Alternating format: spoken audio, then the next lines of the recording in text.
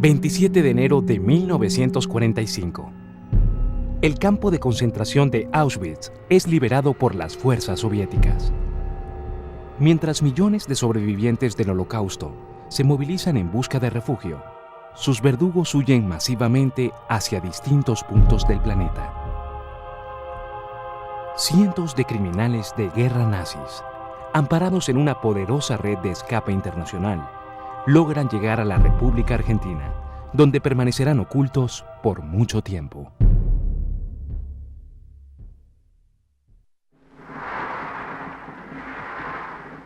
El 30 de enero de 1933, Adolf Hitler, líder del nacionalismo, asumió como nuevo canciller alemán, institucionalizando la violencia política que su partido venía ejerciendo desde el golpe de Múnich en 1923. Para controlar la economía y detener las contradicciones internas que dominaban el país desde la derrota en la Primera Guerra Mundial, el gobierno nazi instauró un régimen policial. Hitler dirigió la frustración del pueblo alemán contra el pueblo hebreo. Al finalizar la Primera Guerra Mundial, se demoniza a los movimientos sociales diciendo que eran manejados por judíos. Porque ya esa relación, el mismo Hitler la había hecho notar, como diciendo, miren, en la revolución bolchevique la cantidad de judíos que había, lo cual se comprendía porque entre los judíos había un sentido social muy grande y muchos de ellos se plegaron a lo que parecía ser en un momento dado un ámbito de mayor justicia social, ¿no? Es que lo que ayudó a que alguna locura agarrara en Alemania es primero la hiperinflación, creo que en el año 25, y después vino la depresión de los años 30, que en Alemania había una desocupación del 25% de la gente. Cuando más descontento había en ese momento, Hitler elevaba sus porcentajes de actuación dentro de la política. Y cuando bajaba ese descontento, él perdía clientela política. Y el partido de Centrum, que era el de los católicos, al final le dio su apoyo porque tenían dos grandes temores. Uno, hacia afuera el comunismo, y el otro el desorden interno del socialismo y del anarquismo. Y bueno, cometieron el error de firmarle cheques en blanco, llevados de temores más que de esperanzas. El 15 de septiembre de 1935, el Congreso del Partido Nazi aprobó las leyes de la ciudadanía del Reich y de la protección de la sangre, dando inicio a la persecución sistemática. A partir de entonces, los judíos sabían que vivir en Alemania era peligroso y buscaron emigrar hacia distintos países, comenzando una diáspora que duraría más de una década. El asunto de la inmigración va de mal en peor en cuanto a la necesidad de los judíos a emigrar. Y una parte muy importante de ellos se traslada a la República Argentina, que todavía con limitaciones podían llegar hacia aquí, donde ya había una comunidad muy grande, por supuesto, instalada y trabajando y muy afincada y con gente que le iba económicamente bien, ¿no? Desde la finalización de la Guerra Franco-Prusiana, en mayo de 1871, Alemania se había convertido en la referencia de los militares latinoamericanos. El ejército argentino no era la excepción, y la impronta prusiana dominaba sus filas. Hubo financiación siempre del gobierno alemán y luego de los nazis de toda la actividad política en la República Argentina y en otros países del mundo. Específicamente porque el ejército argentino tenía cultura alemana en cuanto a su Estado Mayor, tenía armamento alemán, fusiles Mauser, cañones Krupp, y hasta el uniforme era copiado del ejército prusiano. Es decir, todo lo que era nuestro ejército era, incluso los oficiales de Estado Mayor eran alemanes. El golpe de Estado de 1930, comandado por el general José Félix Uriburu, había instalado en Argentina una tradición de gobiernos fraudulentos. La ideología fascista, imperante en la Europa de entreguerras, comenzó a difundirse entre los sectores de la sociedad más nacionalista. Todo el pensamiento fuertemente prejuicioso y xenófobo en la Argentina tiene inicio con el golpe del 30. Y Justicia, Cancillería y Ministerio de Educación pasaron a ser como el coto de caza de ese pensamiento católico, integrista, que impregnó los mensajes que se emitieron durante estos años. Yo diría que la mayoría de los militares y la mayoría de los curas tenían simpatía por el fascismo italiano y desde ya por el franquismo. Argentina, ya desde la época de la preguerra, de vísperas de la Segunda Guerra Mundial, era el país que tenía el dudoso privilegio de albergar el partido nazi más importante del mundo fuera de Alemania. O sea que había una atmósfera en la sociedad muy receptiva hacia los nazis. A fines de la década del 30, la política inmigratoria argentina, caracterizada históricamente por su apertura, comenzó a ser restrictiva. Como ocurría en la mayoría de los países, en víspera del exterminio judío, el Estado argentino negó la entrada a miles de refugiados perseguidos. En Estocolmo descubrí la circular número 11, una circular secreta de 1938 firmada por el canciller José María Cantilo, que indica que todas aquellas personas que no puedan registrar su lugar de residencia y que además deban exiliarse por cuestiones políticas no deben ser admitidas en el país. Prohíbe de una manera ni siquiera demasiado eufemística el ingreso de judíos al país. A pesar de todas estas restricciones, Argentina fue el país que mayor inmigración recibió de judíos en toda América Latina. O sea que se pudo, a pesar de todo, entrar o mintiendo o pagando. Echa la ley, echa la trampa. Es decir, acá en la Argentina las leyes eran absolutamente restrictivas, pero la inmigración ilegal fue sumamente posible. A pesar de las restricciones inmigratorias impuestas por el Estado argentino, la relación con el régimen de Adolf Hitler era fluida. Berlín transfería a Buenos Aires gran cantidad de dinero para solventar la propaganda nazi y reforzar las operaciones de inteligencia que funcionaban fundamentalmente en la Patagonia.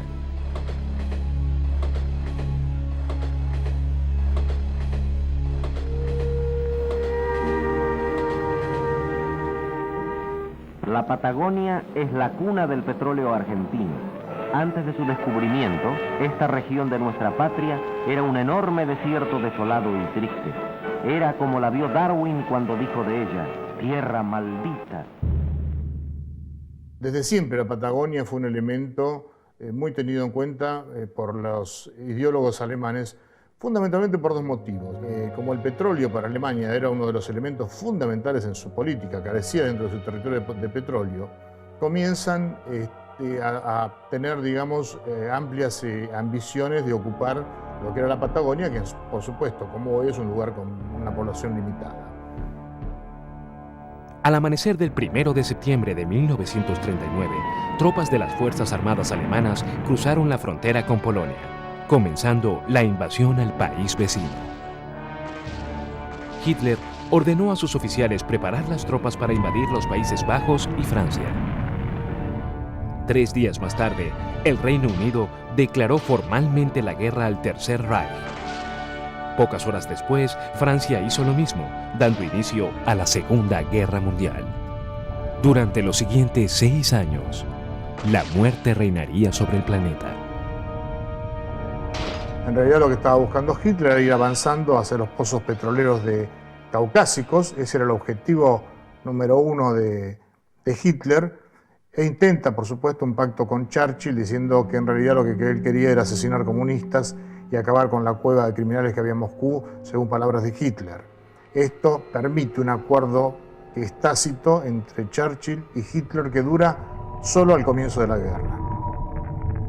En 1945, las levas obligatorias diezmaron las fábricas alemanas.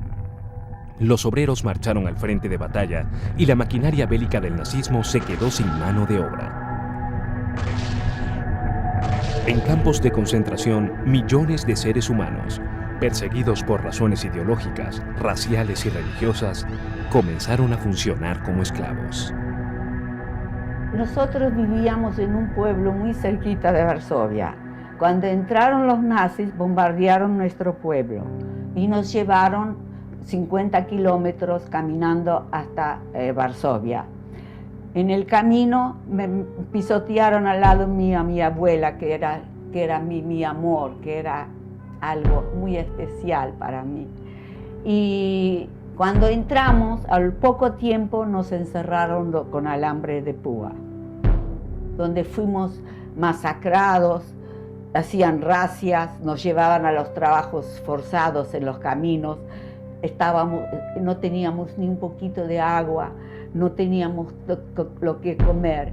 Mi padre cayó muerto sobre mí, que la bala fue dirigida a mí y él recibió la bala y cayó muerto. Al lado mío tenía un hermano muy hermoso, alto, bien puesto. Lo mataron a palos. Los gritos de él se sentían a kilómetros. A mi mamá la fusilaron, pero la bala no la mató. Entonces empezó a gritar en yiddish: "Wo bleiben meine Kinder? ¿Dónde quedan mis hijos? ¿Dónde quedan mis hijos?" Gritaba. Entonces el nazi se enfureció, la agarró por los pelos, la llevó a un pozo de cal y la tiró. Y a mi hermana mayor la quemaron viva. El encargado logístico del registro, la captura y la deportación masiva de los judíos era el teniente coronel de la SS, Karl Adolf Eichmann. Adolf Eichmann era el hombre que estaba a cargo de asuntos judíos en las SS y se lo conoce mejor como el que organizaba los envíos de los judíos en los trenes hasta los campos de concentración. Es decir, era el encargado de ver qué hacían con los judíos y con algunos otros emigrantes. Pero específicamente, él era un burócrata que tenía poder de determinar y dar instrucciones y dar órdenes para asesinar personas o enviar determinados trenes, que era la forma de tránsito normal en ese momento, hacia la muerte. Es decir, sacaban de un campo de concentración y los mandaban realmente a Auschwitz o en su momento a Sobibor, a Treblinka, donde fuere.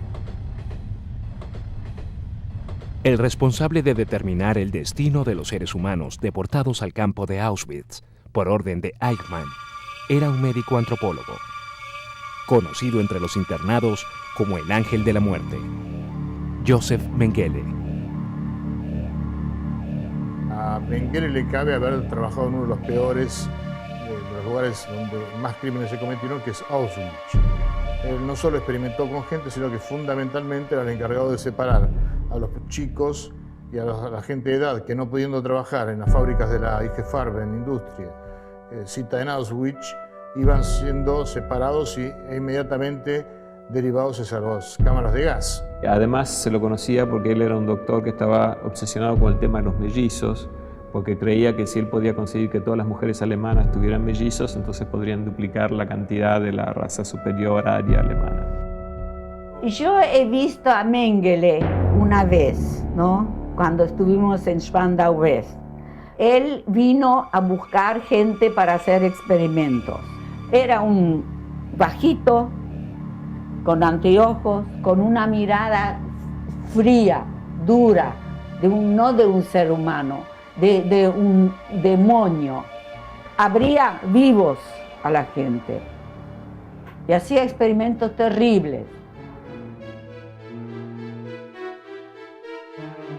Mientras los asesinatos en masa se producían en la clandestinidad de los campos de exterminio, los funcionarios del Tercer Reich ignoraban que la guerra algún día terminaría y que tendrían que enfrentar sus crímenes.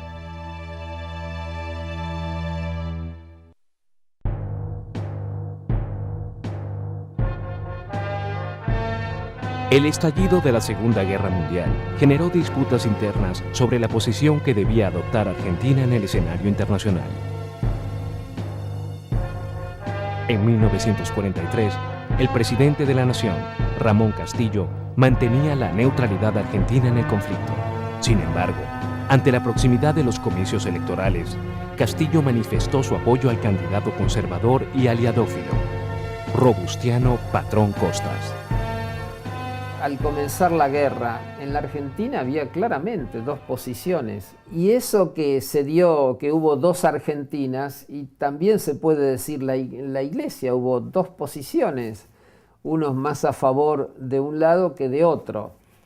En lo cual también influyó la Guerra Civil Española del 36 al 39, porque en esa guerra civil la cantidad de religiosos y sacerdotes que fueron muertos por los comunistas, anarquistas o grupos exaltados, bueno, hizo que gran parte de la Iglesia se plegara al franquismo en ese momento.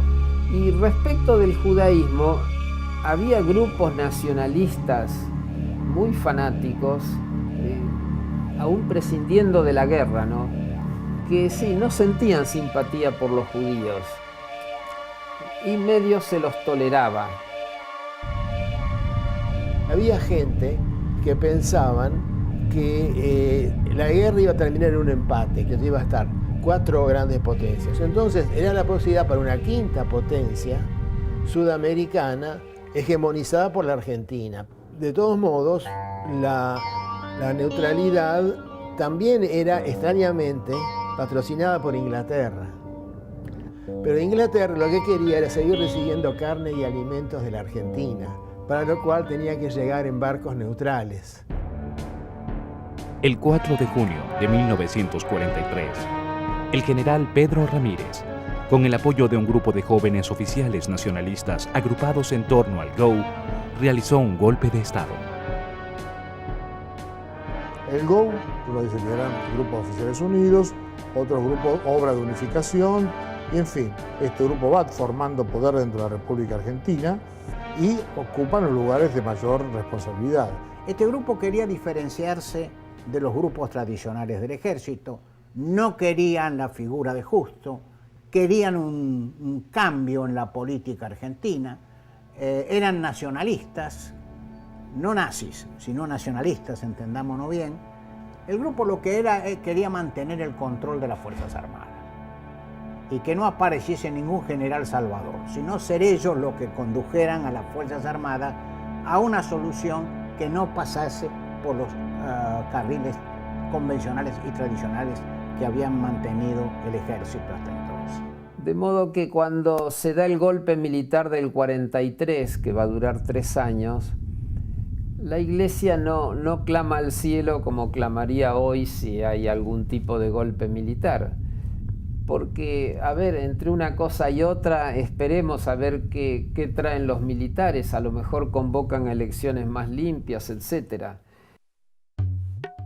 Entre los líderes de la revolución sobresalía un joven oficial que aspiraba a convertirse en conductor de la nación, Juan Domingo Perón. Bueno, Perón era virtualmente el líder. No sé si hubo una elección al respecto, pero ahí se imponía el que tenía más personalidad, el que propiciaba las ideas más certeras para aquellos tiempos. Así él establecía una suerte de primacía entre sus pares. Perón, como era un conductor, sabía integrarlos a todos. Le hizo entrar el concepto de que el ejército tenía que estar en el proyecto de la nación.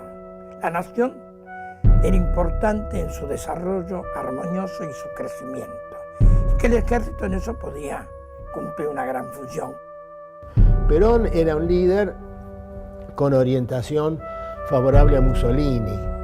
Porque la idea de que hacía obras sociales, seguro social, cosas de ese tipo, que efectivamente hacía, que era la construcción de un socialismo nacional, así lo definía él. Él tenía una simpatía hacia eso, no hacia el nazismo. Perón no era ni fascista ni nazista, era peronista. Y cuando le decían usted es peronista, ni tampoco peronista, decía él. Es posible que Perón admirase la forma en que Mussolini gobernó a Italia, es posible. Con el nazismo era distinto. Con el nazismo había una cuestión de piel. Los nazis no eran como los fascistas ni los alemanes como los italianos. Pero es muy posible que Perón admirase la maquinaria militar alemana. que despertaba la admiración de muchos oficiales.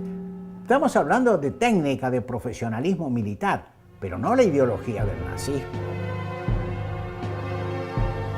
El 2 de febrero de 1943, el Ejército Rojo, al mando del mariscal soviético Georgy Zhukov, triunfó en Stalingrado.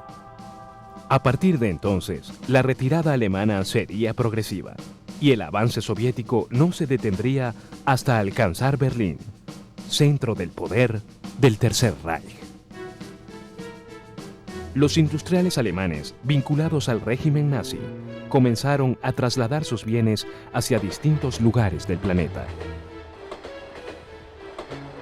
Tras la caída de Stalingrado en 1943 se produce un movimiento enorme de fondos porque todos en Alemania sabían que la guerra estaba perdida. Puedo dividirlo en dos partes. Los industriales que se habían enriquecido con Hitler y los propios nazis. Todos estos inmediatamente comienzan a hacer sus giros de fondos hacia la República Argentina, Estados Unidos, sobre todo Suiza, que es quien más fondos recibió por parte de los industriales alemanes y también de toda la parte política de la Alemania nazi. Durante la Segunda Guerra Mundial, las potencias aliadas habían establecido leyes para combatir la fuga de capitales. En este contexto, tan solo los países neutrales eran seguros para transferir el dinero del régimen alemán. Los servicios de inteligencia norteamericanos vigilaban a los empresarios alemanes en Argentina bajo sospecha de introducir clandestinamente divisas y oro nazi al país. Entre los empresarios investigados se encontraba uno de los líderes de la comunidad germana en el país, acusado de pertenecer al servicio de inteligencia nazi y de colaborar económicamente en el ascenso político del Gau, Ludwig Freude. En la influencia nazi o pro-nazi, fascista, en la Argentina había algunos personajes destacados. Uno de ellos era un tal Freude, creo que tenía una buena relación con Perón, que lo veía también pragmáticamente, decía, bueno, este sí es nazi, pero acá no puede hacer nada, pero que haga industria. Esa es la política estratégica o geoestratégica de Perón. En la Argentina, durante muchos años antes, hubo un fuerte conglomerado industrial de alemanes, de empresas alemanes que trabajaban en distintos rubros. Y Freude debe haber sido alguno de esos empresarios que llegó y se hizo amigo de Perón, pero no se le reconocen actividades nazis a Freude. Alemana sí. A través de Freude, los industriales alemanes ya estaban enviando enormes remesas de dinero, que luego lo distribuían a empresas fantasmas que se creaban adrede para ocultar esos capitales que estaban llevando a la República Argentina. Es decir, grandes empresas que aún hoy subsisten, algunas con nombres cambiados y otras no. Hacia 1943, las potencias del eje fascista conformado por Roma, Berlín, Tokio ocupaban los Países Bajos, Francia y Noruega, y mantenían el dominio de las costas europeas. Sin embargo, la intervención de los Estados Unidos, ocurrida en diciembre de 1941, comenzaba a modificar el curso de la guerra. Estados Unidos participa en la Segunda Guerra Mundial a raíz del ataque de Japón en Pearl Harbor. Es decir, esto va a ser un giro también en la guerra, no se puede considerarlo o dejar eso de lado, porque a partir de ese momento todos saben cuál va a ser la definición de la guerra. El 25 de julio de 1943, el Gran Consejo Fascista Italiano destituyó y encarceló al primer ministro, Benito Mussolini, ocupando su lugar el mariscal pro-aliado Pietro Badoglio. Adolf Hitler ordenó al general Albert Kesselring que ocupara Roma y el norte de Italia.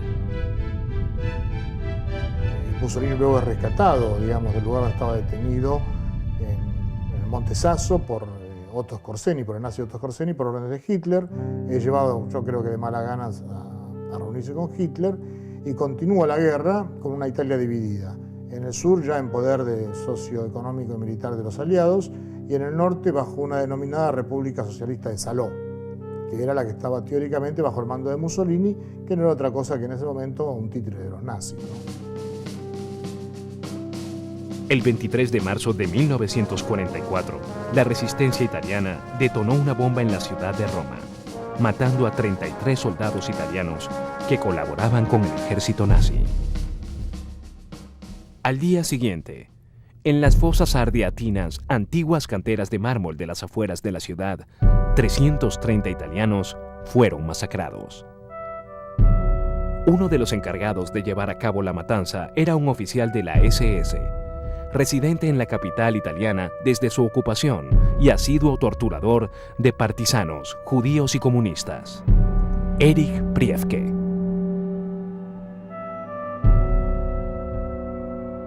El caso de Erich Priebke es el caso más conocido en la historia reciente, ¿no? Porque Erich Priebke era un oficial SS de la Gestapo en Roma. Y su trabajo es mucho más importante de lo que parece, porque oficiaba de traductor en las operaciones de inteligencia que se realizaban entre los aliados y los nazis en la fuga de nazis hacia diversos lugares del país. Él actúa como traductor de todo esto. Y participó en el asesinato de ciudadanos italianos en Roma en los últimos meses de la guerra.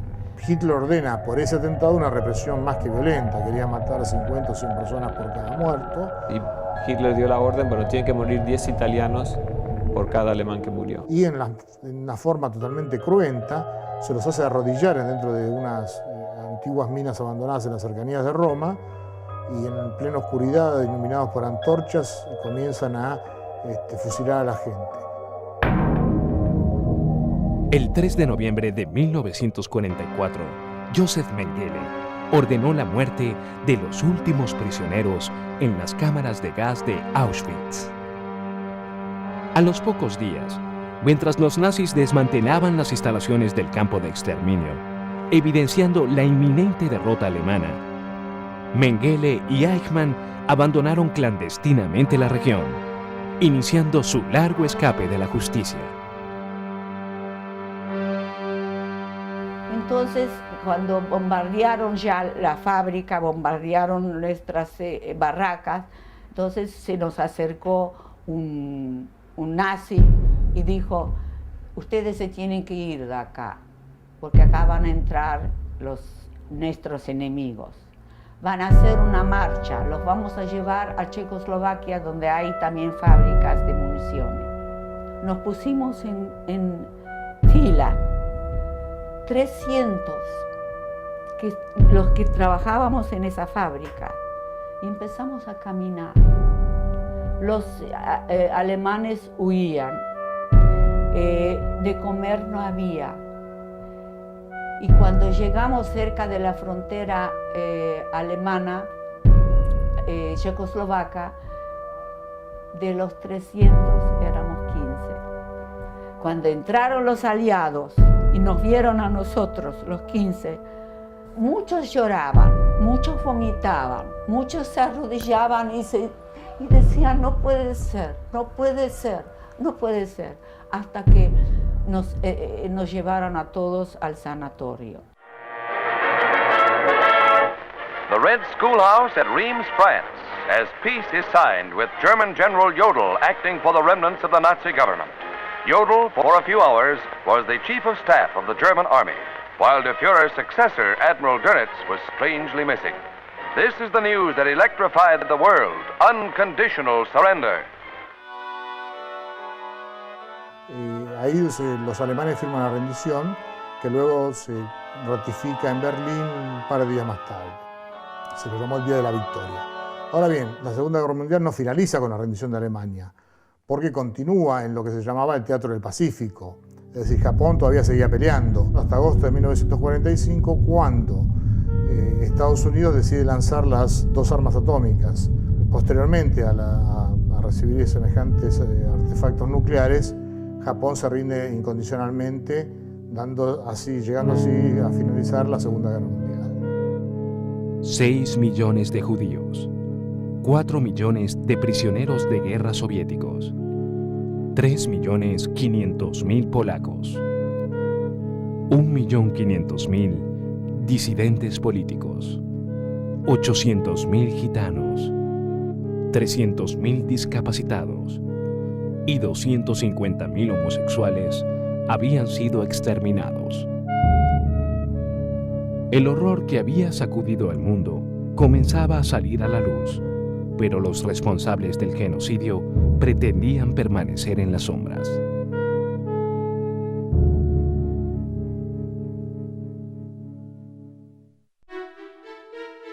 El gobierno argentino declaró la guerra a los países del eje el 27 de marzo de 1945, cuando Alemania estaba virtualmente derrotada y Berlín era una pila de escombros. Argentina se mantuvo neutral hasta que la presión del gobierno norteamericano, de los aliados, a la fuerza cortaron relaciones sin declarar la guerra. Esto va a venir recién en marzo, si no me equivoco, del año 45, al ver que al no hacerlo, entonces estarán excluidos de las Naciones Unidas.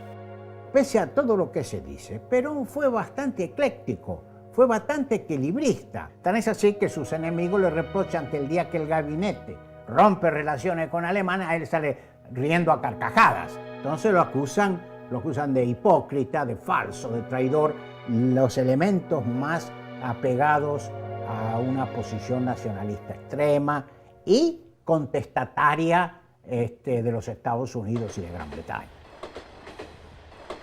Sin embargo, los vehículos políticos e ideológicos del gobierno argentino estuvieron al servicio de la última operación secreta del Tercer Reich, Ultramar Sur. La idea de que había nazis ocultos en Argentina en realidad existió desde el fin de la guerra. Inclusive había la fantasía de que Hitler mismo había desembarcado en un submarino en la Patagonia. Primero porque la Patagonia es un lugar despoblado y además pues justamente en una parte de la Patagonia, en Bariloche, en Neuquén, hay muchos alemanes. Y efectivamente muchos fueron a parar ahí, porque estaban lejos del gobierno central y lejos de la opinión pública y mezclados con bastantes alemanes. Bueno, la teoría de que Hitler estuvo en la Patagonia estaba basada fundamentalmente en documentación, es decir, en mucha documentación que indica, sobre todo por parte del gobierno norteamericano y del gobierno ruso, que Hitler se estaba escapando hacia la Patagonia en submarinos. De esos aproximadamente 6 submarinos que llegaron y que fueron hundidos en las costas patagónicas, 2 se entregan en Mar del Plata. Uno lo hizo el 10 de julio de 1945, meses después de terminar la guerra, y el U-530 se entrega un mes más tarde, el 17 de agosto, luego de haber cargado 9 meses antes 2.000 kilos de oro del submarino japonés I-52. En el caso del 977, lo llamativo es que faltaba la mitad de la tripulación. Es decir, esto es por demás llamativo y es un secreto total de la República Argentina. Es decir, ¿quiénes son las 30 personas que llegaron solo en ese submarino en forma clandestina a la República, a la Patagonia? Bueno, eso es imposible saberlo. Pero sí, por los lugares ocupados en los submarinos, sabemos que alrededor de 80 personas se fugaron hacia la Patagonia Argentina, estando esto ya organizado desde mucho tiempo antes. Mientras las bombas caían sobre Berlín y los máximos jerarcas desaparecían o fraguaban su muerte para evitar la justicia, los técnicos y criminales de guerra nazis más destacados huían en aviones y sumergibles, según las operaciones de inteligencia programadas por las principales potencias. Argentina no era el único país que abrió sus puertas de una manera u otra a refugiados del Tercer Reich. La dicotomía entre democracia y fascismo que caracterizaba la Segunda Guerra Mundial se transformó en una dicotomía entre democracia y comunismo. Y por lo tanto, en los países del Occidente, casi cada persona que era anticomunista se consideraba como un amigo del Occidente. Estados Unidos organizó una operación que se llamó Paperclip, que se centró en el reclutamiento de científicos nazis y de documentación científica. Y lo propio hizo la Unión Soviética con una operación que se llamó Osvakin. Y así ingresaron a Estados Unidos una cantidad de científicos que habían colaborado con el Reich, sin posibilidad de ingresar a las empresas privadas y constreñidos a trabajar en los espacios designados por el gobierno americano en ese momento, pero aportaron al desarrollo nuclear en Estados Unidos.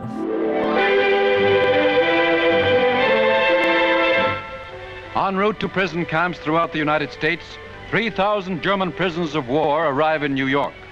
Dirty and bedraggled, they nevertheless present a different appearance from the undernourished, mistreated Americans who suffered the tortures of hell in Nazi prison camps. Durante los primeros años de posguerra, más de 1 millón de nazis que no habían sido captados por los aliados estaban librados a su suerte. Como la gran mayoría de los prófugos que permanecían en la Europa liberada, Erich Priebke fue trasladado a un campo de detención aliado. Los criminales en general fueron capturados en su totalidad porque la mayoría de los alemanes desde los 18 años en adelante eran enviados a campos de concentración para prisioneros de guerras que vulgarmente se conocían como POW, por sus siglas en inglés. Por lo tanto, todos estos criminales que se encontraban, por ejemplo, como Priebke, en el campo de concentración de Afragola, en Italia, en el sur de Italia, declara perfectamente que él había asesinado a 2 personas en las fosas argentinas, entre otras cosas que están en su declaración. Y yo maté, pero obedecía órdenes, en este caso de Kappler.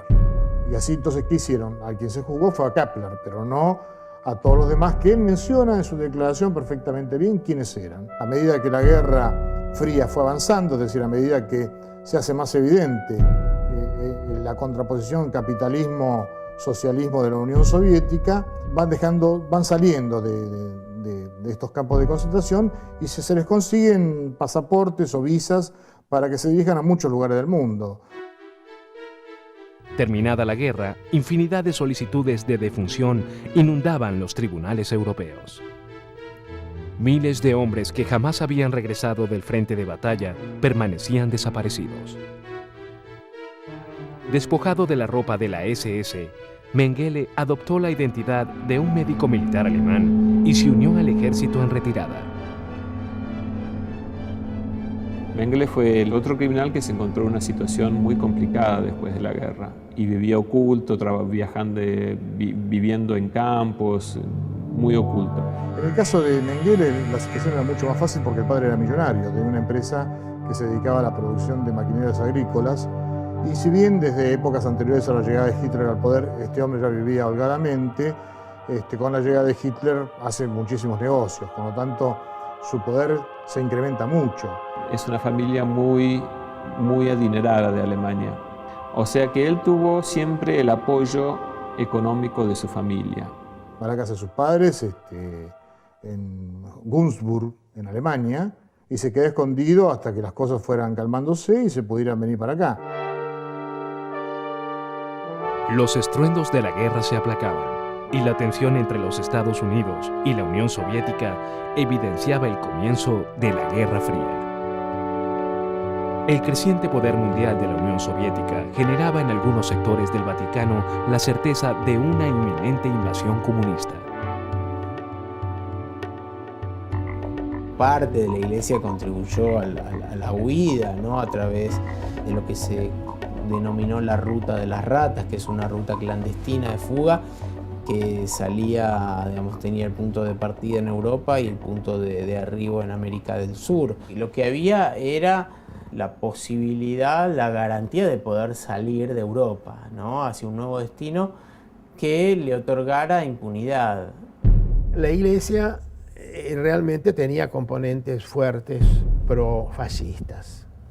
No creo que la mayor parte de la Iglesia estaba muy metida en esto, pero supongo que las autoridades de la Iglesia y del Vaticano sabían que esto existía y que cerraban un poco un ojo. Bueno, rutas vaticanas había varias, y estos días apareció una bajo el régimen fascista y nazi, que los funcionarios nazis lo calificaban a Pío XII de un enemigo y decían, este está escondiendo judíos por todos lados, y eso hace la Iglesia Católica, lo cual cambia la visión que se tenía hasta hace poco de Pío XII como un colaborador.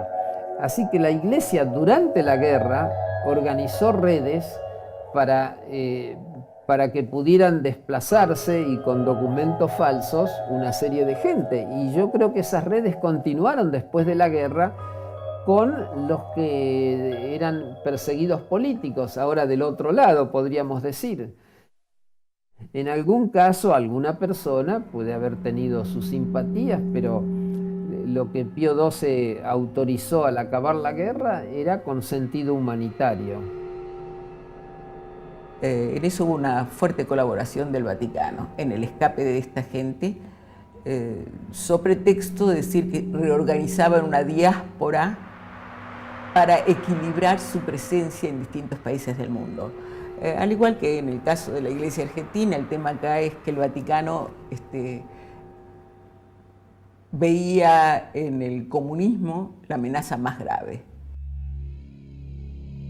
El Vaticano veía especialmente a los colaboracionistas franceses, belgas, croatas, veía como anticomunistas cristianos, más que colaboradores del nazismo, y se propuso rescatar a esa gente y enviarlos a un lugar donde estuvieran bajo protección hasta que viniera una guerra que ellos consideraban inevitable entre Occidente y el comunismo. Cientos de fugitivos nazis que permanecían ocultos en Europa cruzaron las fronteras hacia Italia. En sedes diplomáticas e instituciones humanitarias o religiosas aguardaban un salvoconducto hacia algún país lejano que pudiera recibirlos.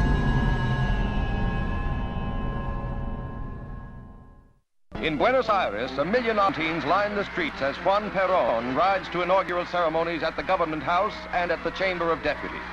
The newly elected president receives the ceremonial mace and colors of office from retiring President Edelmiro Farrell. A new leader for a key nation in Western Hemisphere solidarity. El 24 de febrero de 1946, el general Juan Domingo Perón ganó las elecciones presidenciales de la República Argentina. Perón designó como secretario privado de la presidencia y jefe de la División de Informaciones a un joven de origen alemán, Rodolfo Freude. Otro signo muy claro de la decisión de Perón es la incorporación de Rudi Freude, Rodolfo Freude, hijo del jerarca empresario Rodolfo Freude, cuyas vinculaciones con el Reich han sido claras. Estaba capacitado para atraer, para permitir ingresar a nazis o no, o vetar el ingreso de determinadas personas. Por lo tanto, era un personaje muy poderoso. Era secretario de Perón. Uno de los tantos secretarios de Perón era Freud, por lo tanto tenía mucho poder, no era una persona cualquiera. Nunca fue secretario de Perón ni nada que se le parezca. Ni siquiera se veían, eran muy amigos. Se veían de tanto en tanto, después no se vieron más. Hay que dejar de lado los títulos que tenían estos personajes dentro del gobierno de Perón, ya que la influencia era personal, la influencia que había era por amistad directa con el general Perón, eso es lo que más se basaba Perón. No le importaba el cargo de la persona, sino si confiaba o no en él. El tema del escape de los nazis a la Argentina es un tema muy difícil de investigar en la Argentina aún hoy en día, porque roza la figura de Perón, lo cual es difícil, pero más difícil que eso todavía, inclusive puede llegar a rozar la figura de Evita, que en Argentina ha sido prácticamente elevada a la condición de una santa. Pero esto sin duda ha puesto una mancha muy notoria sobre el uniforme del general Perón. Se han dicho tantas cosas, pero no era anti nada el peronismo, era pro, era el desarrollo de sus objetivos, que era la liberación nacional. El nazismo era un movimiento racista que creía en la raza superior, y el peronismo era todo lo contrario. Creía en los rotosos, en lo que denominaban los intelectuales lumpenproletariado, en los marginados. Además, hubo sectores judíos que participaron del movimiento peronista.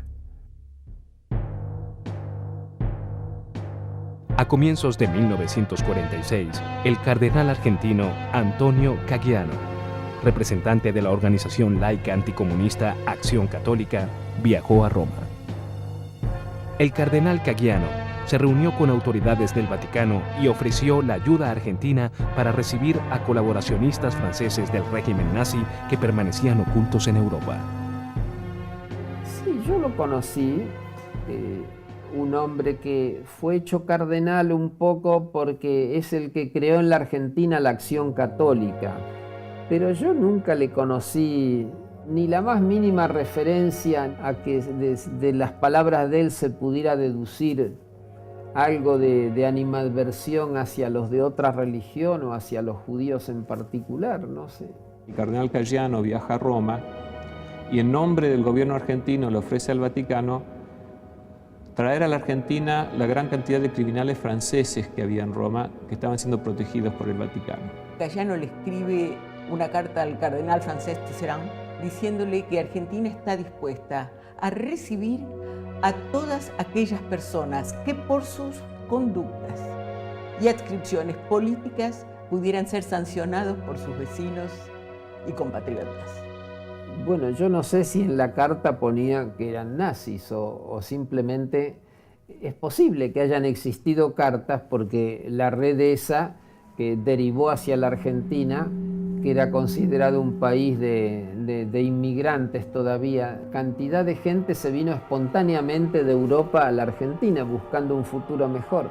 Así que me parece natural que el cardenal Tisserand, que en Francia tenía un alto puesto, le escribiera a algún obispo de la Argentina pidiéndole que reciban algunos de esos, porque se estaba pensando en una tarea humanitaria. Cuando Caggiano vuelve a la Argentina en el barco que él viene, llega el primer criminal que viene a la Argentina, que es un criminal de guerra francés. Viene en el mismo barco que Caggiano. Y allí se empieza a armar la ruta de escape para criminales franceses y belgas, que después se extiende a los criminales croatas. En 1947, Rodolfo Freude creó una comisión de asesores confidenciales en materia migratoria. La comisión estaba integrada por los primeros colaboracionistas nazis que habían llegado al país. La cosa más concreta es que Perón conformó un grupo de asesores confidenciales del director de Migraciones, Pablo Diana, para que hiciera una selección de estas personas en el exterior, en sus respectivos países, e ingresaran al país. Y cuando había individuos que estaban necesitados de refugiarse en algún lugar, qué mejor que un país hospitalario. Ahora, Argentina no fue el único. Sí, sin dudas, fue probablemente el único que montó una estructura al servicio de la llegada de los nazis. In Argentina, all the conditions were right to accept Nazi war criminals. The government, the heads of state, were sympathetic to the Nazis. There were local groups who were also sympathetic, who wanted to accept these people. And there's a suspicion that there were also financial interests involved, which made it lucrative for these people to come to Argentina. En Argentina todavía lo que tiene que ver con el escape de nazis es usado por los antiperonistas para arrojarle tierra a Perón y es negado por los peronistas porque sienten que los afecta a ellos. Mi posición es la siguiente. Yo creo que el escape de nazis a la Argentina hubiese ocurrido con o sin Perón. Había razones en la Argentina suficientes como para ayudar a esta gente. Durante los siguientes 3 años, centenares de colaboracionistas alemanes, croatas, belgas, franceses, holandeses y eslovacos llegarían a la Argentina, protagonizando una de las fugas más importantes de la historia moderna. Algunos encontraron asilo en algún monasterio o en alguna iglesia, por un lado, porque si ustedes saben que Ante Pavelic y sus allegados ingresaron al país como monjes franciscanos. There were many Nazi war criminals who came to Argentina. There was Josef Schwamberger, who was the commandant of 3 important forced labor camps in Poland, a man by the name of Dinko Šakic, who was the commandant of the Jasenovac concentration camp in Croatia, a camp which was nicknamed the Auschwitz of the Balkans, camp in which at least 90,000 civilians were murdered. And he also went to Argentina, and we were very involved in exposing him. Y aunque hay otros países donde llegaron criminales de guerra, Brasil, Chile, inclusive Estados Unidos, en ninguno de esos casos se ha dado reuniones de criminales de guerra con el presidente de ese país dentro de la Casa de Gobierno de ese país. Y esta es la gran diferencia con lo que ocurrió en Argentina. En la Argentina el escape fue organizado directamente desde la Casa de Gobierno. Uno de los encargados de coordinar las operaciones de captación de nazis en Europa era un capitán de la SS de origen argentino, Carlos Futtner. Futtner es un chico que nace en Argentina, de padres alemanes, y la familia vuelve a Alemania cuando él es un adolescente. Y él rápidamente ingresa en la CSS en la década del 30 y asciende a capitán. En los últimos meses de la guerra, Futtner está trabajando como un agente del servicio secreto de la CSS. Tiene pasaporte argentino y pasaporte alemán, habla español perfecto, alemán perfecto, y es una especie de bisagra entre Alemania y la Argentina. Había sido expulsado de la CSS por estafas, así que uno tiene que pensar la canalla que tenía este Karl Futtner como para que lo echaran de una entidad criminal como eran las propias CSS. Y sin embargo este hombre era un ayudante directo de Juan Domingo Perón, lamentablemente, ¿no? Futtner es el que coordina en representación de Perón y de Rodolfo Freude esta comisión de asesores confidenciales, y así ingresan criminales de guerra, colaboracionistas, en fin, gente de toda la haya. Y recién cuando esta red está muy aceitada y muy funcionando, es que los miembros de la CSS que trabajan con Perón para rescatar nazis se montan sobre esa red para sacar a nazis, lo que yo llamo hardcore nazis, criminales de nombres como Eichmann, Mengele, Pripke, y los ayudan a salir de Alemania a través de Suiza hasta la Argentina, montados en una red que ya había armado el Vaticano con la Iglesia Católica Argentina. Sirviéndose de la misma estructura con que había logrado captar a colaboracionistas, Futtner se dispuso a ayudar a salir ilegalmente de Europa a sus antiguos compañeros de la SS.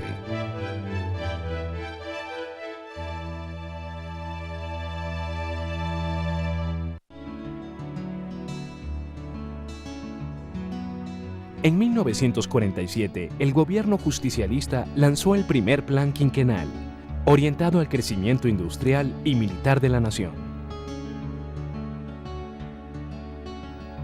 Con el declarado objetivo de promocionar la inmigración calificada hacia el país, el Estado argentino estableció oficinas migratorias en las principales ciudades europeas. La Delegación Argentina de Inmigración Europea no solo recibía solicitudes de inmigrantes que buscaban escapar de la miseria de la posguerra. A través de las mismas oficinas, alrededor de 1000 técnicos nazis que no habían sido captados por las grandes potencias ingresaron al país. Dijo siempre Perón, a nosotros nos costaba nada más el pasaje de Europa a la Argentina, mientras que en Alemania invirtieron mucho dinero en la formación profesional de esta gente. Se crearon oficinas específicas en Europa, donde los nazis que eran requeridos se presentaban, específicamente ciertos científicos, había una lista de 1600, se les pagaba el pasaje, se les pagaba la casa, el lugar de trabajo, es decir, a trabajar al área material de Córdoba, que se conoce hoy como el área material de Córdoba, donde desarrollaron aviones, cohetes y otras cuestiones con la intención de poner a Argentina en un determinado nivel.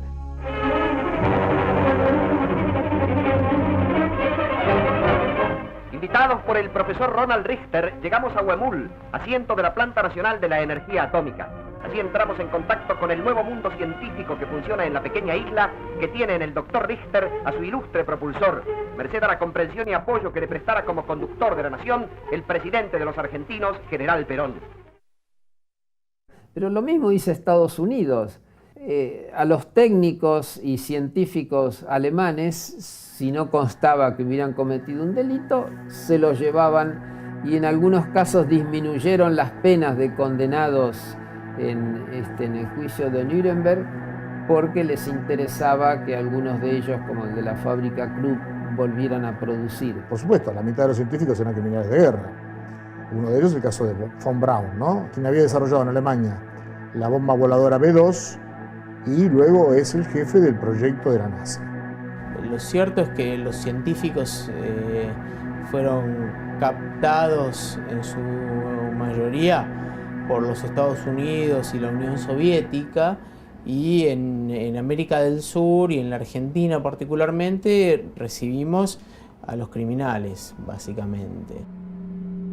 El doctor Karl Barnett, que es llamado hoy el Mengele danés, y desde Praga hacía experiencias con los homosexuales en el campo de concentración de Buchenwald. Este médico fue contratado por el Ministerio de Salud de la República Argentina para continuar con sus investigaciones en hormonas para, entre comillas, por supuesto, curar homosexuales. Pero también llegaron personas extremadamente importantes. Una de ellas es el premio Nobel Friedrich Bergius. Este hombre había logrado sintetizar, a través del uso de carbón e hidrógeno, petróleo sintético. Justice in Nuremberg, Germany, is carefully guarded during the prosecution of the terrorists of the Nazi regime, who ravaged Europe and committed unbelievable crimes against humanity. El veredicto de los juicios celebrados en el Palacio de Justicia de la ciudad alemana de Nuremberg en septiembre de 1946 habían declarado a la SS como una organización criminal. La condena recaía sobre los funcionarios que habían pertenecido a las organizaciones, pero fundamentalmente sobre aquellos que habían impartido órdenes durante la solución final. Pasados los primeros años de posguerra, los nazis, que habían ejecutado asesinatos masivos, vislumbraban que con el transcurso del tiempo la difusión de sus crímenes, lejos de aplacarse, aumentaba. En la Unión Soviética mataron a todos. Ahí porque eran sumarios los juicios. Los que quedan en Occidente no. Se juzga en Nuremberg, se juzga a los cabecillas. Pero a los niveles medios se aplicó una especie de obediencia debida. Aún siendo jefe del departamento por la cuestión judía, el criminal Eichmann, era una persona que sí era perseguida. Por supuesto, como era un puesto menor, considerado un puesto menor, no sufrió la persecución que sufrieron los grandes y por eso no estuvo en los servicios principales. Adolf Eichmann tenía la idea, tenía la fantasía de que él, si permanecía oculto en Alemania el suficientemente tiempo, la gente se olvidaría de sus crímenes y podría quedarse a vivir en Alemania. Entonces él en el año 1948 ya obtiene papeles argentinos bajo el nombre falso de Ricardo Klement para llegar a la Argentina. Pero él decide permanecer en Europa para ver si no podía seguir viviendo ahí, que se olviden de él. Estados Unidos, por su cuenta, crea un tribunal donde se juzga a los médicos que habían intervenido en experiencias cruentas que terminaron con la muerte de miles de personas. Pero Mengele tiene muy pocas menciones. Priebke se encontró en una muy difícil situación porque él estaba oculto en Italia después de la guerra con muchos de sus camaradas que participaron en esta matanza de las fosas ardeatinas y fueron llevados a juicio en Italia y él seguía oculto. Se le otorgó un pasaporte de la Cruz Roja Internacional, es más, le permiten el cambio de nombre de Erich Priebke por el de Otto Pape. Durante el año 1948, la Oficina de Migraciones Argentina inició más de 500 expedientes diarios.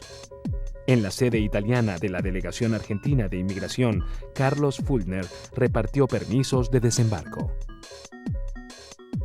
Los aliados, Estados Unidos e Inglaterra, después de la guerra, durante un tiempo, contrataron a ex nazis, SS o ex croatas como expertos anticomunistas. Cuando ya esta gente perdió su utilidad, ya no los podían entregar a juicio, porque si los entregaban a juicio iban a levantar la mano y decir, pero yo estuve trabajando para Washington, o yo estuve trabajando para Londres o para el Vaticano. Entonces Perón muy hábilmente consideraba que era un deshonor llevar a juicio a un ejército derrotado y que él mismo se propuso rescatar a la mayor cantidad de alemanes que pudiera de los juicios en Europa. Ayudó al Vaticano, que buscaba a dónde llevar a esta gente, y también ayudó a Washington y Londres, que no querían entregar a estas personas a juicio. Y por supuesto ayudó a los mismos nazis. Fulner vislumbra el negocio que significaba conocer todo el manejo que se hacía con esto. Él fundó un negocio aparte. No se puede decir bajo ningún concepto que había una estructura sólida que hiciera esto. Estamos hablando que algunos llegaron en submarinos, otros llegaron con pasaportes en su nombre, otros llegaron sin ningún tipo de trabajo, escapándose como vulgares criminales. Es decir, es toda una estructura un poco confusa. Y dentro de esa estructura van a parar una calle Paraná 145 de Olivos, donde era una especie, entre comillas, de aguantadero general, que era el primer lugar donde llegaban. En el caso de la mayoría de los criminales que llegaron, que son conocidos en la República Argentina, llegaron con pasaporte de la Cruz Roja Internacional. Mengele y Priebke, cuando obtienen papeles para venir a la Argentina, los papeles que obtienen son con números consecutivos. O sea, el Departamento de Migraciones abre un expediente para Priebke y un expediente para Mengele el mismo día, en el mismo momento. O sea que también acá hay una indudable muestra de que había una organización atrás de esto, porque tenemos un criminal SS, Josef Mengele, bajo el nombre Helmut Gregor, y un criminal SS, Erich Priebke, que entró con el nombre Otto Pape, a quienes se les otorga permiso de entrada en el mismo momento por el Departamento de Migraciones. El 23 de octubre de 1948, en el puerto de Génova, Erich Priebke y su familia se embarcaron en el vapor San Giorgio con destino a Buenos Aires. 7 meses después, el 28 de mayo de 1949, Josef Mengele siguió sus pasos. Por entonces, Carlos Fultner había regresado a Buenos Aires, donde se encargaría de organizar la llegada de los criminales que había puesto a salvo. La paz, la felicidad y la prosperidad de que gozan por igual nativos y extranjeros son las evidencias que traen a nuestros puertos hermanos de todas las patrias, para quienes el nombre de Argentina pone emoción de fe y de esperanza en los corazones. El plan quinquenal de gobierno, de acuerdo a nuestras tradiciones de libertad y de fraternidad, en ningún caso restringe ni prohíbe la inmigración por razones de origen ni de credos, aunque prefiere aquella que por su procedencia, usos y costumbres e idioma sea la más fácilmente asimilable a las características étnicas, culturales y espirituales de la Argentina y se dedique a actividades agrícolas, ganaderas o del artesanado.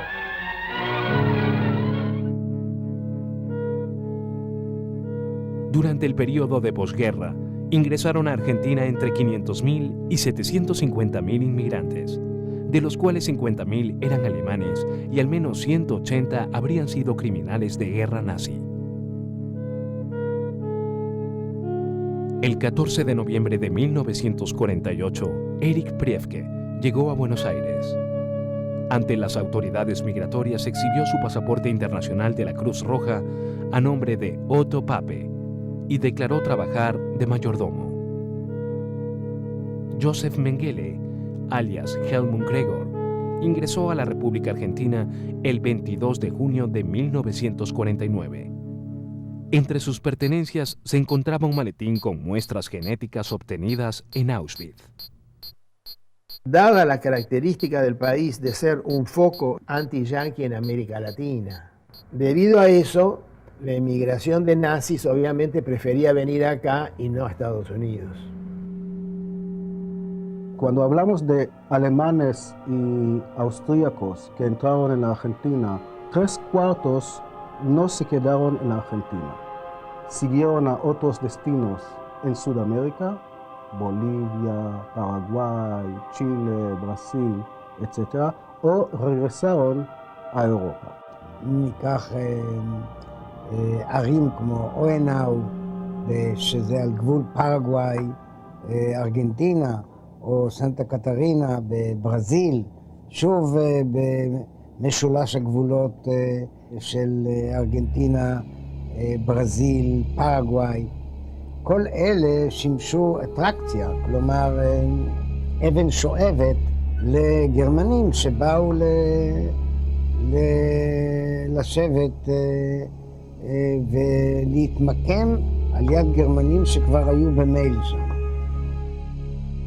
Durante los años 40 y 50, los medios de comunicación, sobre todo en los Estados Unidos, que alentaban una campaña en contra del gobierno peronista, tenían esta tendencia de crear la imagen argentina como un paraíso para los fugitivos del Tercer Reich.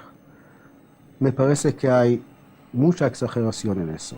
No siempre se trataba de una política clara, coherente, dirigida por el gobierno nacional. Ahora, la decisión de permitir el ingreso de colaboracionistas, digamos, gente que por sus prácticas en materia de inteligencia y seguridad en los ex países del eje y adláteres pudieran colaborar acá con lo que se llamaba en ese momento seguridad, sí. Tanto es así que en el año 1948 algunos diputados no peronistas denuncian en la Cámara anticriminales de guerra como Otto Pace y otros, están instruyendo a la Policía Federal en la Argentina. En julio de 1949, el Gobierno Nacional promulgó el Decreto Presidencial 15.972, que establecía la amnistía general para todos los inmigrantes ilegales que habitaban suelo argentino. Y allí se empiezan a presentar una gran cantidad de criminales que entraron, por ejemplo, un caso muy conocido es el caso de Erich Priebke. Y él se presenta y escribe un papel y dice que él en verdad se llama Erich Priebke y el gobierno argentino le otorga el documento con su nombre verdadero. Muchas veces se hablaba del decreto de amnistía del gobierno peronista, cuando de hecho se blanqueaba la situación de los nazis que entraron de forma ilegal a la Argentina. Y eso es cierto, pero al mismo tiempo también se legalizó la situación de miles de judíos. Perón siempre actuaba de una manera que es difícil agarrarlo y decir que actuó bien o mal. Ahora los partidarios de Perón dicen que no, que en verdad este decreto estaba diseñado para ayudar a los inmigrantes judíos que habían llegado también con nombres falsos o identidades falsas. Pero yo no vi ningún caso de un judío que haya entrado con nombre falso. Los judíos entraban negando su condición religiosa, porque simplemente eso ayudaba y aceitaba las cosas en Argentina. Yo creo que este decreto fue hecho para beneficiar a los criminales que tenían algo que ocultar y no a los refugiados del nazismo. Durante el primer gobierno de Juan Domingo Perón, en medio de la crisis de posguerra que asolaba a los países participantes, Argentina atravesaba un periodo de prosperidad, con pleno empleo y profundas reformas sociales. Entre las empresas beneficiadas por el impulso de la obra pública se encontraba la Compañía Argentina para Proyectos y Realizaciones Industriales, Capri, propiedad de Carlos Fulner. La mayoría del dinero que se envió hacia la República Argentina, que enviaron los industriales, fue para crear compañías fantasmas en la República Argentina que permitieran lavar ese capital nazi que estaba llegando a nuestro país. La cuestión de traer nazis a la República Argentina se transformó en un enorme negocio. Fulner era una empresa mediante la cual se pueden dar los permisos de trabajo necesarios y empieza a traer los nazis. Capri trajo una cantidad indeterminada de nazis, porque conocemos algunos que estaban en blanco, otros llegaron en negro pero con permiso de la misma empresa. Entre ellos, uno de los conocidos fue Eichmann. Él se ve que no se han olvidado para nada de los crímenes de los nazis y que si no viene a la Argentina pronto se le iba a vencer sus papeles de entrada. Y viaja hasta Génova, y en Génova consigue un pasaporte de la Cruz Roja que está firmado por un padre que se llama Domoter, que es un franciscano allí de Génova. Se sube a un barco y viene a la Argentina, donde es recibido en el puerto por Carlos Fulner, el agente secreto de Perón. Adolf Eichmann llegó a Buenos Aires el 14 de julio de 1950 bajo el alias de Ricardo Clement. Al poco tiempo viajó a la provincia de Tucumán, en el norte argentino, contratado por la empresa Capri. Llega una cantidad de técnicos y se van a trabajar a Tucumán, en la construcción del dique del Cadillal. Porque personas como Adolf Eichmann no tenían ninguna capacidad laboral de ningún tipo, no tenía entrenamiento para nada que no fuera el exterminio de judíos. Y esta compañía Capri le dio trabajo a él y a otros como él. Hacia 1954, la comunidad nazi en Argentina estaba asentada y disfrutaba de la impunidad que había conseguido. La gran mayoría de los criminales de guerra optaban por alejarse de los centros urbanos y viajaban por el territorio nacional en busca del anonimato. La mayoría de los que no habían llegado en submarinos y llegaban por vías irregulares a la República Argentina, tuvieron que comenzar trabajando como mecánicos de abajo, o en el caso específico de Priebke, que recordemos que llega con el nombre de Otto Pape, y su familia comienza a trabajar, consigue trabajo de mozo en la City porteña, en un restaurante de la City porteña, luego con alguna ayuda de todas las estructuras nazis que había acá en la República Argentina, se compra un fondo de negocio en Bariloche y comienza ahí su actuación como en el ramo de los comestibles. Y vivió en la zona de Bariloche, que es una zona de los Andes, muy similar a Suiza, era director de un colegio, tenía una delicatessen a la cual iba mucha gente en Bariloche porque vendía muy ricos productos. O sea, es un caso sumamente interesante el de Pripke. En el caso de Mengele es muy claro que Roberto Mertig, el dueño de Orbis, que fue una gran fábrica en su momento, lo apoyó y le dio albergue en todo, y después que el laboratorio Fabrofarm lo incorporó como parte de su plantel. Mengele, el tiempo que vivió en la Argentina, vivió esplendorosamente. Entre otros negocios que podemos conocer es una fábrica de tornillos de bronce, y a su vez tuvo oficinas en 4 o 5 lugares de la capital federal, es decir, tenía varias propiedades, con lo cual ya tenía una estructura que en caso de persecución le permitía moverse de un lugar a otro.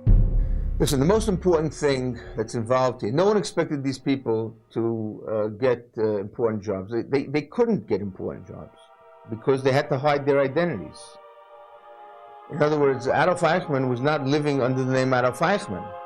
And many of these people changed their names and were not interested in any way, shape, or form in any undue publicity.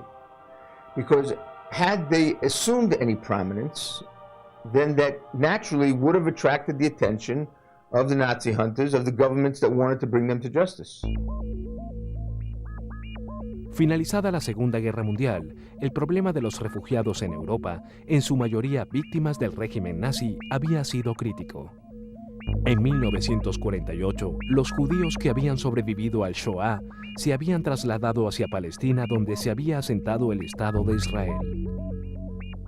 Los estados árabes que rodeaban al Estado de Israel comienzan una guerra que dura virtualmente 6-7 años, hasta 1956 aproximadamente, y en ese momento, es decir, en que el Estado de Israel estaba ocupado en su propia defensa, peleando contra los países que lo rodeaban, que resistían la presencia del Estado, recae la actividad de persecución del nazismo, no ya en las Naciones Unidas a través de los juicios de Nuremberg, sino en individuos que por una razón u otra logró formar archivos denunciando la presencia de nazis en diversos lugares, hasta que, faltos de recursos generalmente, cerraron sus archivos y los mandaron al Estado de Israel.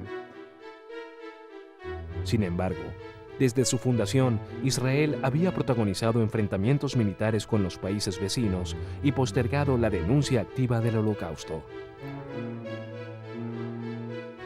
Ante esta situación, gran cantidad de víctimas del nazismo comenzaron a recopilar información sobre los responsables operativos de los campos de exterminio, cuya identidad comenzaba a caer en el olvido. Las cámaras del noticiario panamericano captaron el 16 de junio la iniciación del Movimiento de Liberación Nacional. Las Fuerzas Armadas salieron a la calle para devolver al pueblo argentino la libertad avasallada por la dictadura. Estas escenas no requieren comentario.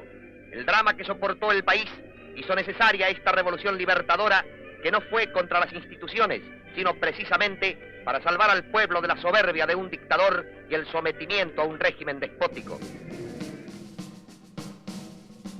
El 16 de septiembre de 1955, fuerzas militares comandadas por la Marina derrocaron al gobierno constitucional de Juan Domingo Perón. En el año 54, antes del golpe del año 55, de la llamada Revolución Libertadora, Perón, que seguía con su política de agitación popular, pero ya con la situación económica menos buena, empezó a sentir la oposición de los sectores que lo habían acompañado al principio, que era la iglesia preconciliar, la iglesia tradicionalista conservadora, y los militares. A eso se juntó la gente de clase media, liberal o inclusive socialista, que también estaba en contra de Perón por otros motivos, porque lo consideraba fascista.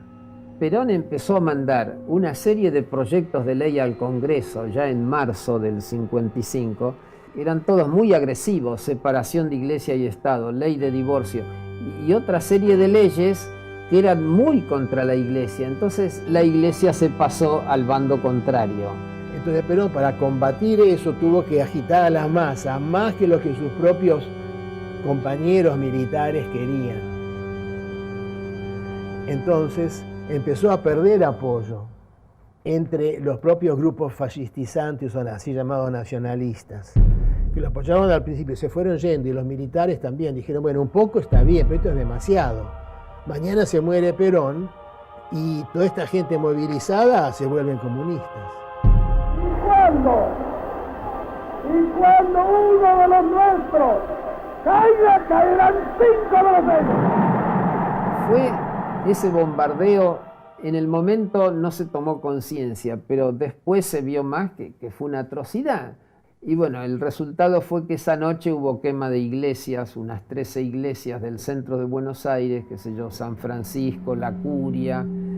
Pero hoy, diríamos, la iglesia no le recuerda al peronismo. Ustedes quemaron iglesias, porque podrían recordar, y eran muy católicos los que bombardearon la Plaza de Mayo.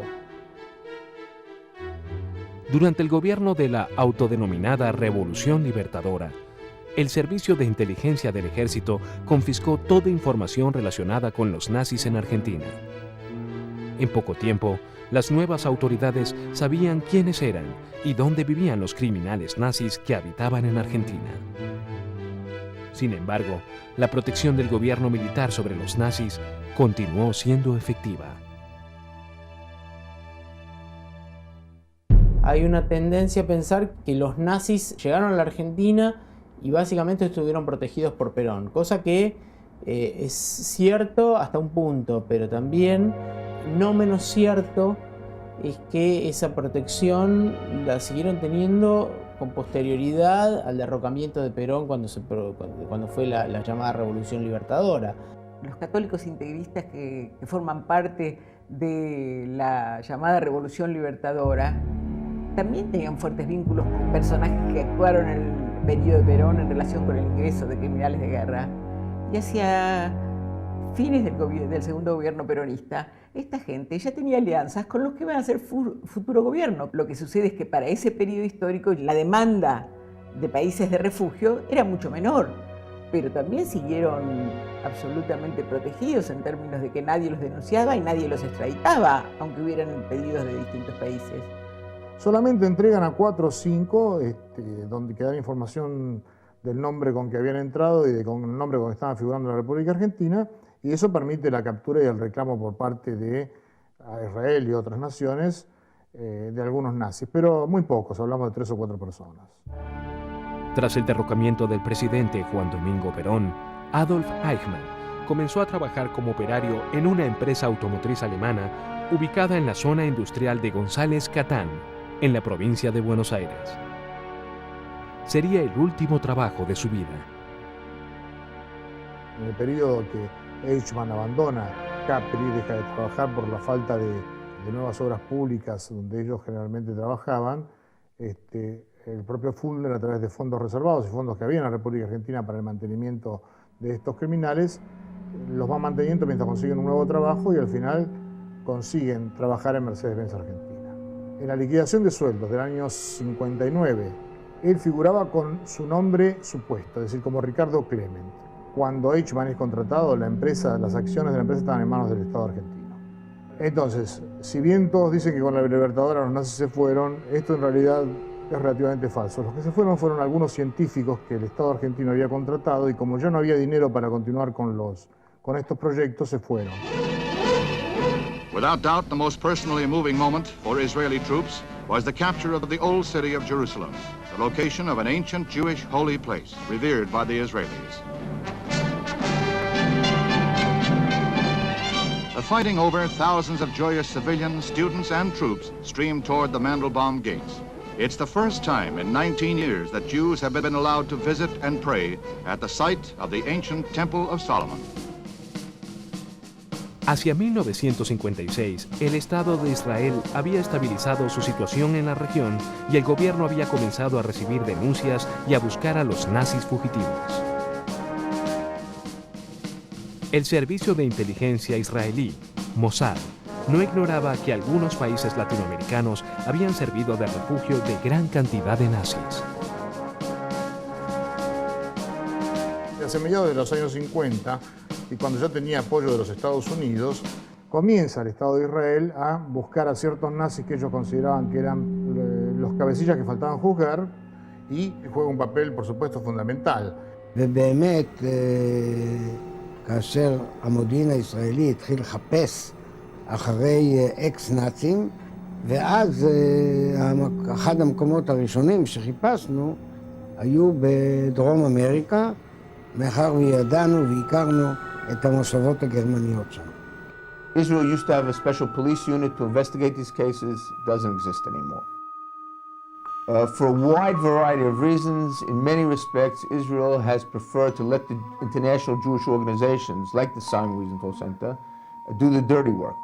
El Estado de Israel tomó parte de los archivos que habían juntado los casanazis, como puede ser Wiesenthal, como dijimos, o luego posteriormente los Klarsfeld. Bueno, y de esta forma fueron haciendo archivos que permitieron, junto con información que se recibía sobre el lugar donde estaban viviendo y todo lo demás, buscar a estos nazis. ברגע מסוים הייתה מדיניות שהיא הייתה בשנות ה-50 וה-60 לנסות להביא עד כמה שאפשר נאצים למשפט, או בישראל או מחוץ לישראל.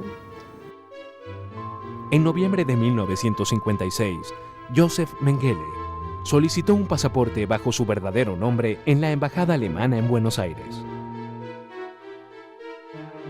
Sí, lo que hay en Alemania es que está recibiendo enormes presiones, ya que toda su política estaba siendo controlada nuevamente por los nazis. En todos los estamentos, desde la justicia, el poder político, los nazis ocupaban el poder económico, estaba totalmente ocupado por los nazis. Es más, los nazis estaban volviendo a retomar sus nombres originales. Sabiendo perfectamente que él era Mengele, quien le hizo el cambio de nombre en la República Argentina fue la Embajada de la República Alemana en Buenos Aires.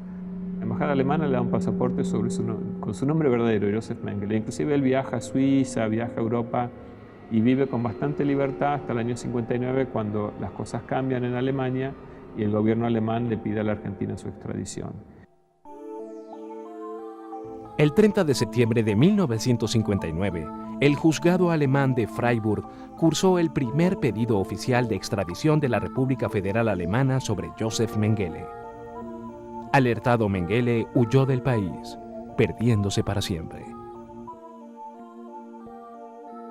Cuando el fiscal en Alemania decide pedir su extradición, lo que hacen es avisarle que ese hecho va a suceder y con su nombre viaja hacia Alemania en 1959, aproximadamente 2 meses antes de la llegada del pedido de extradición, que si mal no recuerdo es en junio del 59.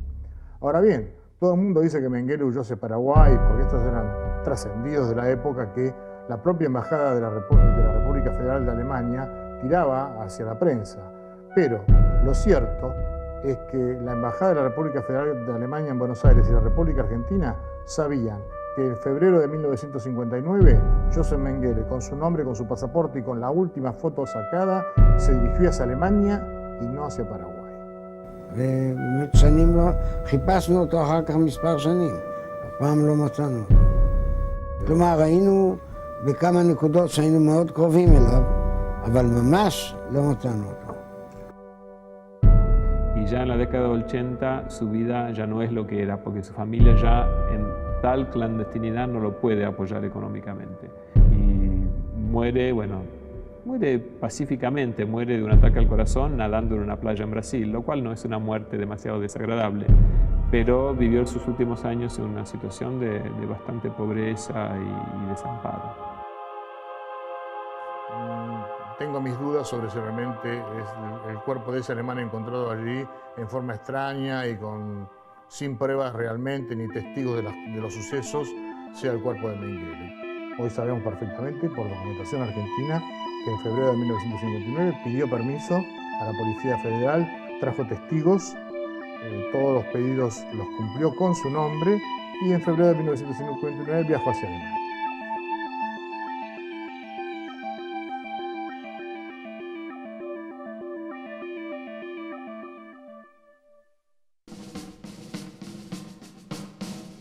Si bien existen diversas versiones de cómo llegó la noticia, lo cierto es que a finales de la década del 50 el Estado de Israel recibió información confidencial sobre el paradero de Adolf Eichmann.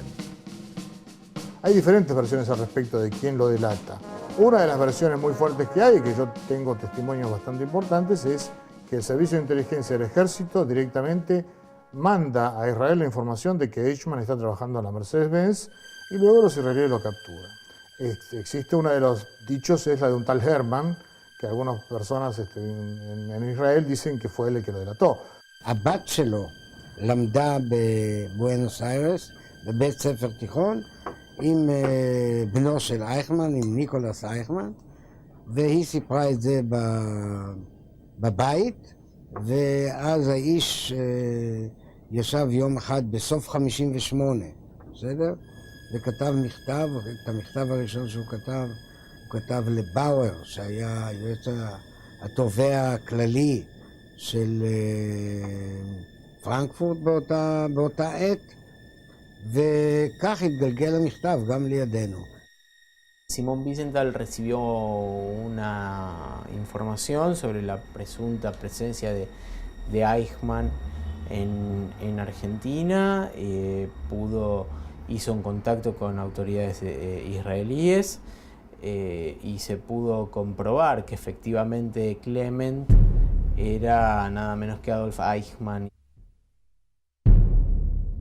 La Argentina en distintos periodos, bajo gobiernos civiles o militares, no colaboró con los pedidos de extradición por parte de otros países.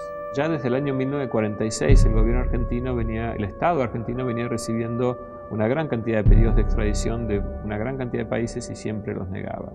Entonces los israelíes decidieron que en caso de Eichmann no iban a actuar por derecha y que la única manera, como suele ocurrir en la Argentina, de obtener resultados era actuar por izquierda y decidieron el secuestro directamente.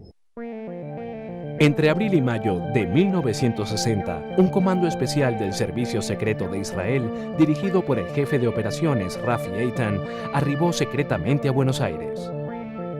El objetivo era el secuestro de Adolf Eichmann.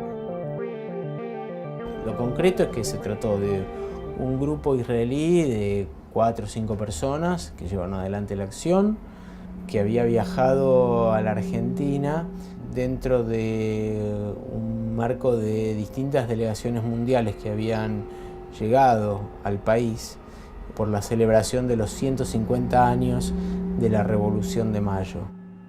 I think it's fair to say that there was a very serious danger that if the news will become public or if it will become known to the German embassy in Buenos Aires, that he would be tipped off and he would escape.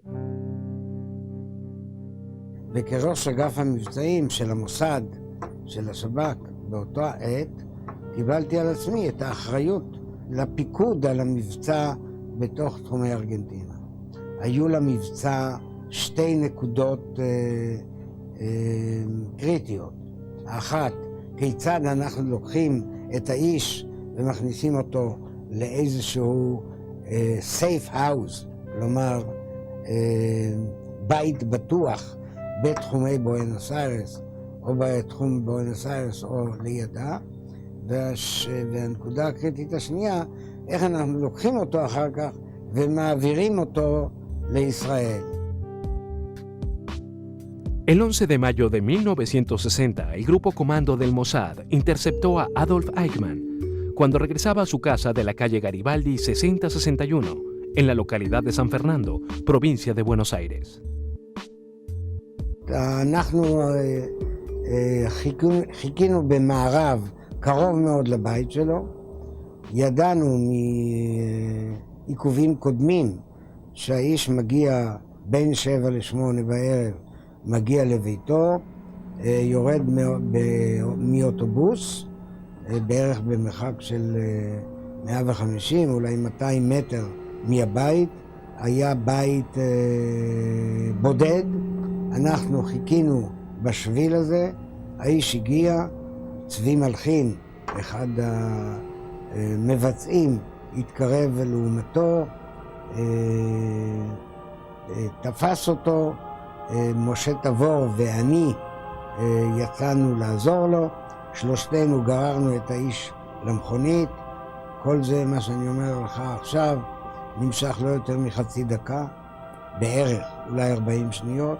האיש היה במכונית, המכונית התחילה לנסוע, כאשר הייתה לנו מכונית ליווי מאחור, מכונית נוספת, ונסענו בערך עד בית המבטחים, הייתה בערך שעה נסיעה, נסענו בערך שעה, הבאנו אותו לבית המבטחים, שם הפשטנו אותו ערום, אבל עם עיניים סגורות. בדקנו עוד פעם, מצאנו את כל הסימנים המעידים, צלקות, מידות, ידענו, זה האיש, ואז התחלנו לשאול אותו שאלות. השאלה הראשונה הייתה, מה שמך? האיש אמר, אוטו הניגר. זה היה השם שהוא השתמש בו לאחר מחנה השבויים. לא זה, מה עוד שמך? אמר ריקרדו קלמנט, זה השם שהוא השתמש בו בארגנטינה. מה מספר ה-SS שלך? ואמר בדיוק את מספר ה-SS שלו, ואז שאלנו מה שמך, ואז הוא אמר אייכמן. Eichmann fue trasladado a un lugar secreto de la provincia de Buenos Aires. Durante 10 días permaneció atado y con los ojos vendados mientras los agentes secretos decidían cómo sacarlo del país. El 21 de mayo de 1960, los agentes del servicio secreto israelí embarcaron secretamente a Adolf Eichmann en un avión comercial rumbo a Tel Aviv. 2 días más tarde, David Ben-Gurion, primer ministro israelí, declaró que Eichmann estaba detenido en Israel, donde sería sometido a juicio. La detención de Eichmann en territorio nacional argentino generó protestas del gobierno en Naciones Unidas. El 21 de junio, el representante argentino ante la ONU, Mario Amadeo, presentó una protesta oficial ante el Comité de Seguridad del organismo internacional. Claro está que la reacción del gobierno nacional creo que era de Frondizi, evidentemente tuvo que enojarse un poco, porque claro, que vengan a sacar a una persona de acá, gente de afuera, pero no mucho, no se enojó demasiado, que sabía que, digamos, no era defendible esa persona, independientemente de que el método pudiera ser más aprobable o menos. There was absolutely no thought of putting him in trial in Argentina because Argentina had no such interest, had no such expertise, was really incapable of bringing him to trial in the manner that a criminal like this deserved.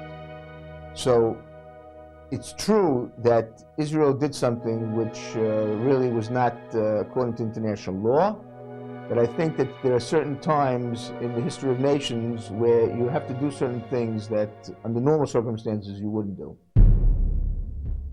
El rapto de Eichmann en la Argentina fue un acto de manifiesta violación del derecho constitucional de los pueblos, de la relación entre los pueblos. Esto fue así. Humanamente tal vez esté justificado, desde el punto de vista constitucional y legal no. No se puede raptar a un ciudadano, cualquiera sea su ideología y su actuación, pasando por encima de las leyes y de la Constitución argentina.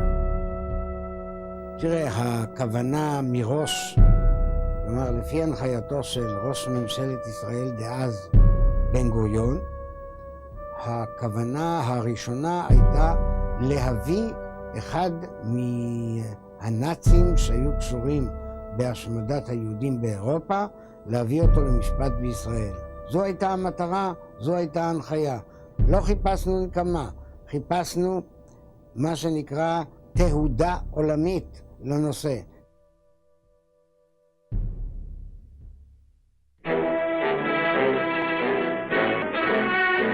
In Jerusalem, the trial of Adolf Eichmann begins, reviving memories of the Nazi horrors of the Second World War. Entering the bulletproof prisoner's box is the man charged with the annihilation of millions of Jews in Nazi death camps.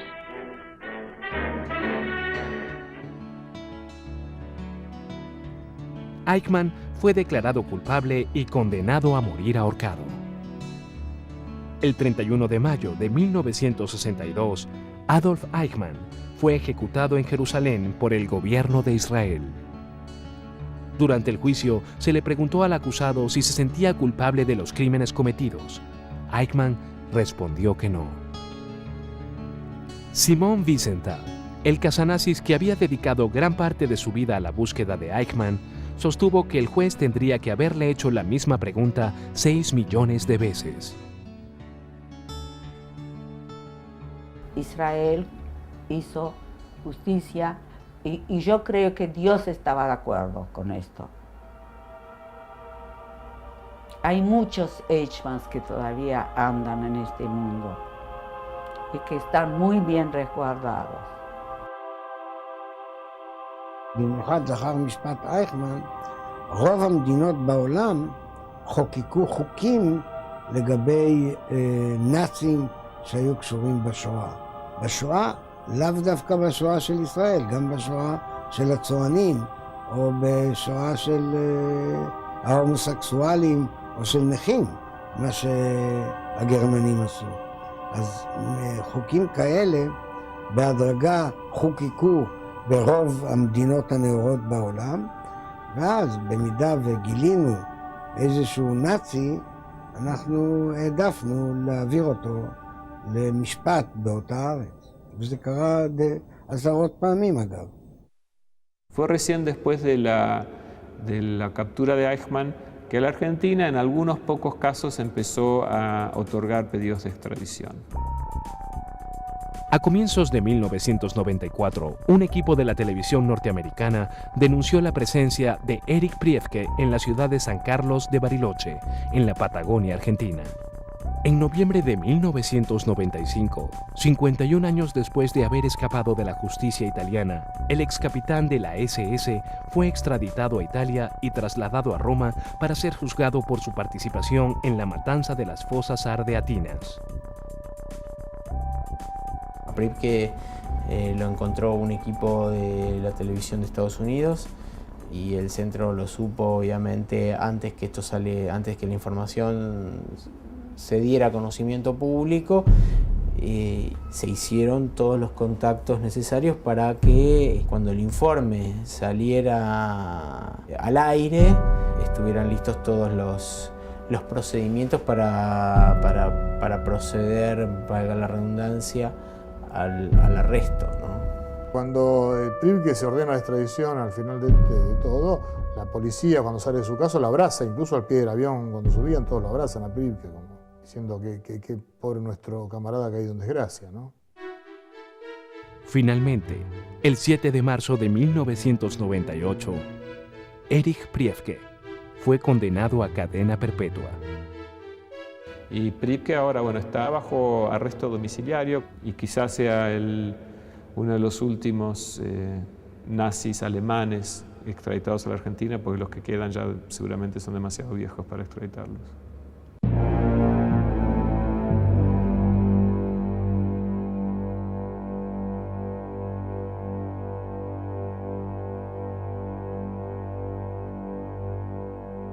Como yo soy una de las pocas sobrevivientes que pasó tantas cosas y tanto martirio, yo me dirijo al mundo entero, sobre todo a la juventud, a que luchen, que nunca más haya genocidios, holocaustos, shoahs, que nunca más uno haga contiendas contra el otro, que podamos vivir en paz, en armonía, que el amor lo vale todo, que nos querramos y nos ayudemos unos a los otros y que sintamos uno por el otro cuando el otro sufre.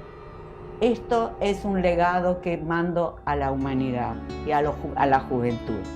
Que esto pase por generaciones a generaciones.